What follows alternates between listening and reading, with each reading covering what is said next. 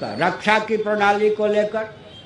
क्या रक्षा की प्रणाली हमारी जितनी सुव्यवस्थित थी वो तो पुलिस के माध्यम से, मिलिट्री के माध्यम से वैसी रक्षा की प्रणाली चरितार्थ हो ही नहीं सकती है।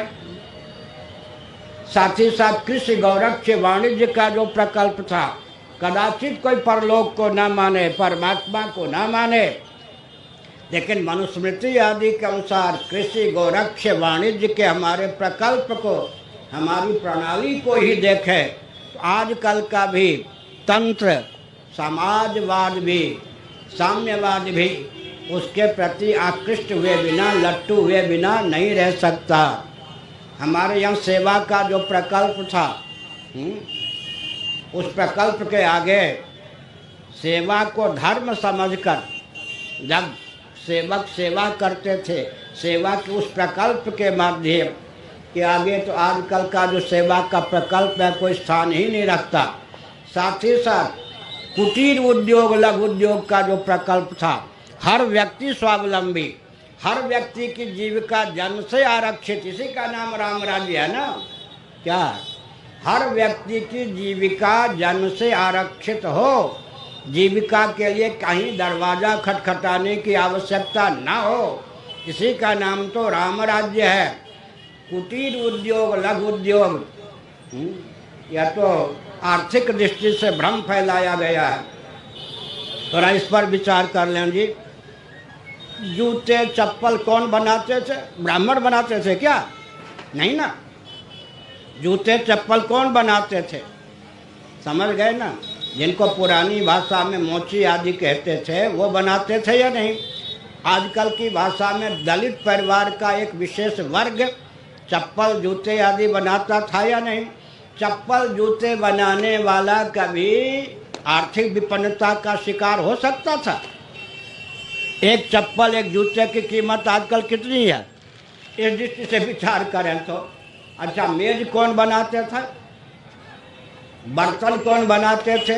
बांस इत्यादि के बर्तन कौन बनाते थे? और घर में जब देवियां गर्भवती होती थी तो नर्स का काम दलित परिवार का व्यक्ति करता था या नहीं? दलित परिवार की महिला करती थी या नहीं? थोड़ा विचार करके देखिए।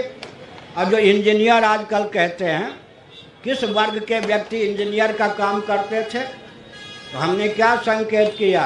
हर व्यक्ति की जीविका जहाँ जन्म से आरक्षित हो, आर्थिक विपन्नता और अनावश्यक विषमता जहाँ हो ही नहीं, उसका नाम सज्जनों राम राज्य है।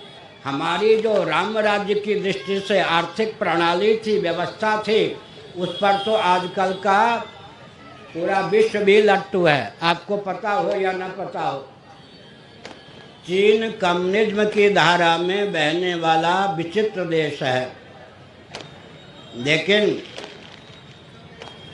रामलीला भारत की अपेक्षा चीन में अधिक दिखाई जाती है। इंडोनेशिया में मुसलमान आदि हैं, लेकिन रामलीला वो अवश्य देखते हैं। रूस में रामचरितमानस का, रामलीला का बहुत प्रचार है।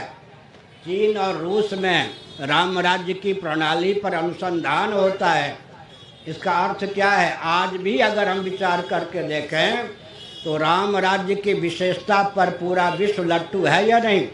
भले ही उसके पास उस राम राज्य को व्यावहारिक रूप देने की प्रणाली न हो, उसमें वो समर्थ ना हो, लेकिन हमारे ग्रंथों के आधार पर जो शिक्षा की प्रणाली, रक्षा की प्रणाली, कृषि गौरक्ष वाणिज्य की प्रणाली, सेवा की प्रणाली, उद्योग की प्रणाली, वह अत्यंत उत्कृष्ट है या नहीं?